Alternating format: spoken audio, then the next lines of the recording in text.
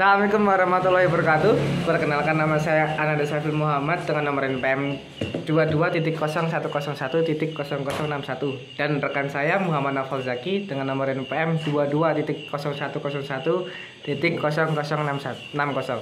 Terima kasih kepada Pak Ibrahim selaku dosen yang telah memberikan kesempatan untuk kita, saya dan Muhammad Nafal Zaki, untuk melakukan presentasi tentang pasar tenaga kerja.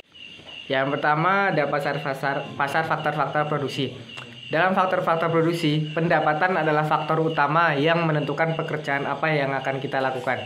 Tidak ada hukum yang menyatakan bahwa pekerjaan yang satu harus mendapatkan pendapatan yang lebih tinggi daripada pekerjaan lain. Jumlah yang didapatkan oleh pekerja tergantung dari pasar, faktor pribadi, dan juga skill yang ia miliki. Faktor-faktor produksi merupakan input-input yang digunakan untuk menghasilkan barang, jasa. Pekerja, lahan, dan modal merupakan 3 faktor produksi yang paling utama. Untuk selanjutnya ada pasar permintaan tenaga kerja. Pasar tenaga kerja seperti pada dasar dalam ekonomi lainnya diatur oleh kekuatan permintaan dan juga penawaran. Sebagai contoh, untuk gambar A, penawaran dan permintaan buah mangga menentukan harga mangga. Sedangkan di gambar B, permintaan dan penawaran pemetik buah mangga yang menentukan harga mangganya.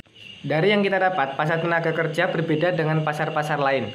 Karena permintaan tenaga kerja merupakan permintaan turunan. Kebanyakan layanan tenaga kerja bukan sebagai produk akhir yang dinikmati oleh para konsumen, melainkan input dari produk barang yang lainnya.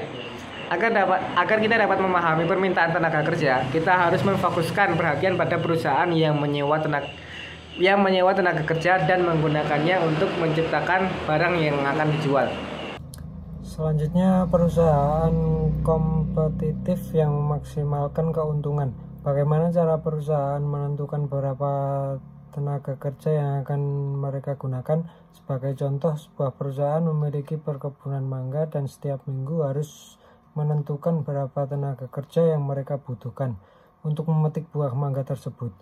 Setelah sebuah perusahaan sudah memutuskan berapa banyak tenaga yang mereka butuhkan dan para tenaga kerja memetik mangga sebanyak mungkin, perusahaan tersebut menjual mangganya, membayar para tenaga kerja, dan menyimpan sisa pendapatannya sebagai keuntungan yang mereka dapatkan.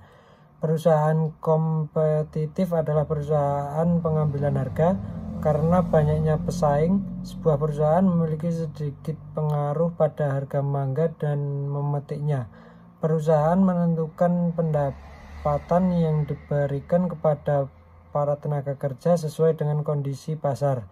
Di sisi lain, sebuah perusahaan juga harus memaksimalkan keuntungan demi kemajuan perusahaan dan mensejahterakan seluruh karyawannya. Untuk selanjutnya, fungsi produk dan produk marginal tenaga kerja. Untuk dasar, perusahaan dapat menentukan berapa banyak tenaga kerja yang mereka butuhkan dalam melakukan kegiatan produksi.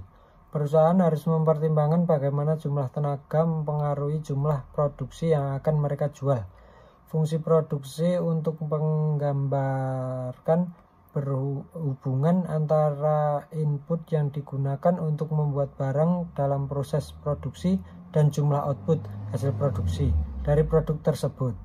Selanjutnya, nilai produk marginal dan permintaan tenaga kerja. Perusahaan yang memaksimalkan keuntungan, perusahaan lebih memperdulikan keuntungan daripada produknya. Akibatnya, saat memutuskan berapa banyak yang dibutuhkan, perusahaan mempertimbangkan berapa banyak keuntungan yang diperoleh oleh setiap tenaga kerja. Nilai produk marginal. Setiap input dalam produk marginal, input tersebut dikali dengan harga pasar hasil produksi. Demikian presentasi dari kelompok kami tentang pasar tenaga kerja.